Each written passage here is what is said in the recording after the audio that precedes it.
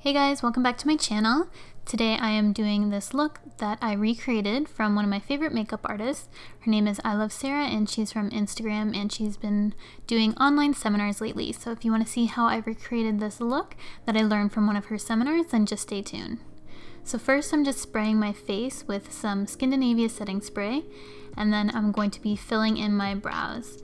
And for brows, this isn't much different from what she does. I'm just using a powder to fill it in.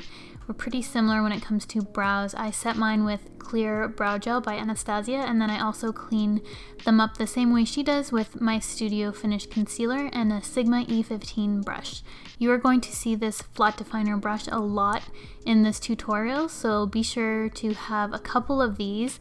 They're really essential in makeup application. I find I've been using them for my brows forever for cleaning them up, and recently I've been using them for more detailed work under the eye after the seminar that I've been watching. So for the eye, we're applying a base, and then we're going to really focus on carving out this outer corner. So we're using a nice warm brown saddle from MAC and a MAC 239 brush. So this is just a regular shader brush, and we're just going to use the tip to carve out that outer corner. Every time you apply color, you're going to want to go in and blend it out. So I'm using a Sigma E40 tapered blending brush to blend out that color and just to make it more seamless. And then we're going to go back in with that same shader brush, add some more color just to deepen up a little bit more, and then further blend it out. Now taking MAC Brown Script, which is an even deeper warm brown shade, we're using a MAC 217 blending brush just to add some more definition. This is going to help you gain that very blended gradient effect, and then when you add Fix Plus to your brush and go back in with that same color, it deepens that shade up a little bit more and you're able to get a really nice gradient. So that's why the Fix Plus comes into play. This is something I learned from her seminar. I thought it was an awesome idea. And then I'm using the Sigma F71 Detail Concealer, but she uses this for detailed work in the eye area. She also goes back in with Fix Plus the second time round, grabs the same color and deepens it up a little bit more, and this is how she gets that really beautiful gradient, and then goes back in with a blending brush and just blends it all out. So this is the tips that I learned from her seminar, the brushes specifically, which I thought were really helpful, and the use of Fix Plus and setting sprays I thought were really fantastic, and I had to share it with you guys. Every time you grab a darker color, you're going to want to use a smaller brush and keep it concentrated to certain areas. So we're just adding that black, and then for the lid shade, we're using a Sigma E60 in MAC Orb. So this is our lid shade, just going back in with that E40 brush and finally going into the inner corner and sweeping a little bit more of that saddle and just really making it all look seamless. Now that we've created the soft smoky eye, we're going to add some drama with the eyeliner. She has a very specific way she does her eyeliner. She uses a MAC 210 brush, but I'm using a Sigma E05 brush, and I'm going to wing it out a lot further than I normally do because she does wing it out quite far. And then I'm going to clean it up with some MAC Studio Finish Concealer like I always do, just to make that line nice and crisp.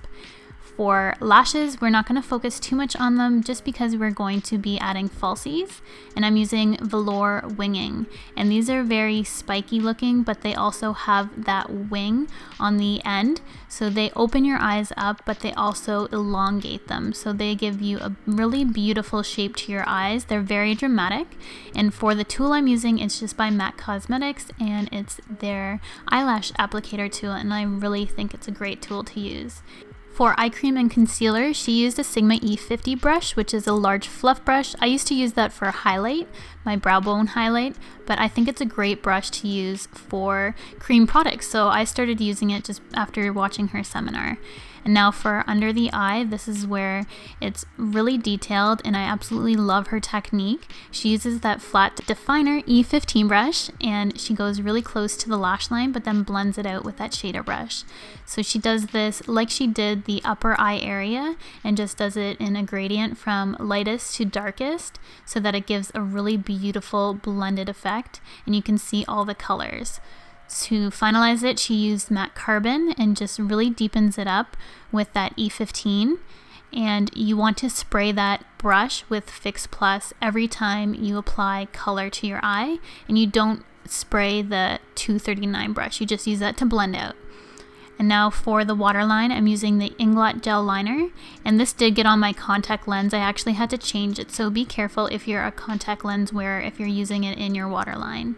Then for lower lashes, I'm just using the same MAC mascara, and then for inner corner highlight, I'm using MAC Vanilla Pigment. Moving on to my face, I had severely dry skin today. I had a reaction to a product, so my skin felt like scales. So I really wanted to moisturize it. If you have ever had a reaction to a product or need to really moisturize your face, definitely take the steps to moisturize it prior to your foundation and use very hydrating and radiant products. So MAC Strobe Cream was one thing she used, and then for primer, I'm using the MAC Natural Radiance to add some more radiance to my skin to make it look like it's not so dead and dying. And then for my foundation, I'm using MAC Studio Fix Fluid, and then a beauty blender and some Scandinavia setting spray. So I look kind of crazy right now, but we're going to blend it out. So I'm just going to generously spray that beauty blender, and that's going to help really set the makeup and make it look seamless. So this is going to really blend it out and make it look like it's one with my skin. Even though I'm having some terrible dry skin issues, it's going to look really good in the end. So now I'm just adding some highlighting product. I'm using my MAC Light Boost. She used something else, but I love this. It's my favorite way to cream contour and highlight. This is also another favorite product of mine, and I think I will do my own video on cream contour and highlighting just because I've watched several videos and I kind of have this technique that works for me that makes it look natural. Even though it looks super scary right now, it does blend out beautifully. So I'm just adding it to areas that I want to make look slimmer or less large, so the top of my forehead, my nose, and then to really define my cheeks. Now I'm using a MAC 130 Short Dual Fiber brush to blend this out. I love this brush for my concealer as well. We're just going along the forehead, and then it looks kind of crazy right now, but once we blend that highlight into it, it's going to look seamless. So now taking that Beauty Blender sponge, and it has a little bit of excess product on the back, we're going to blend out that contour line and then just bring it down our nose as well. Now she used the Sigma E71 highlight diffuser brush to blend out her nose contour, which I thought was absolutely amazing. I never knew what to do with this brush until I saw her seminar, and I think it works fantastic for a nose cream contour. So if you need a brush for a nose cream contour, I would definitely recommend this brush, but as I said, I'm going to do a full video on cream contouring. Now I'm taking a tulip brush and some Studio Fix powder and just setting the areas in which I highlighted. So I'm just putting this very lightly over my face, and then I'm going to set my under eye area as well.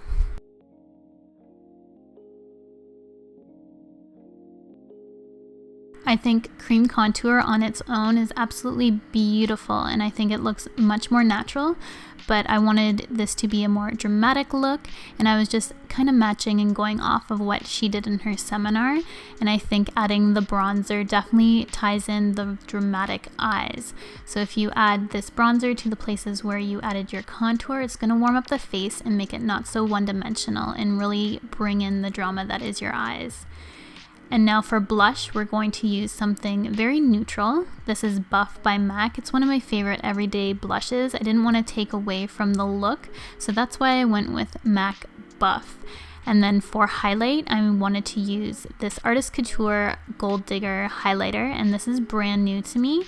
I've never used it before, but I was dying to use it in a makeup tutorial. It's very pigmented, so I was using an extremely light hand with this stuff, and it was still very pigmented. So I absolutely love it. This is going to last you a lifetime if you ever end up picking it up, just because it's quite shimmery and pigmented, as I said. It's a very glowy highlighter, so if you don't like a strong highlight, you definitely wouldn't like this, but if you're really into highlights like I am, you would love it. And now I'm just going in with MAC Soar and putting it all over my lips and lightly over drawing my upper lip. So she did something different with her lips. I just wanted to go with kind of a 90s feel to the lip, just to go with these trendy eyes. Thank you guys so much for watching this makeup tutorial. Definitely check out her online seminars if you're interested. I think her next one is on Wednesday. So I'll see you guys in my next video.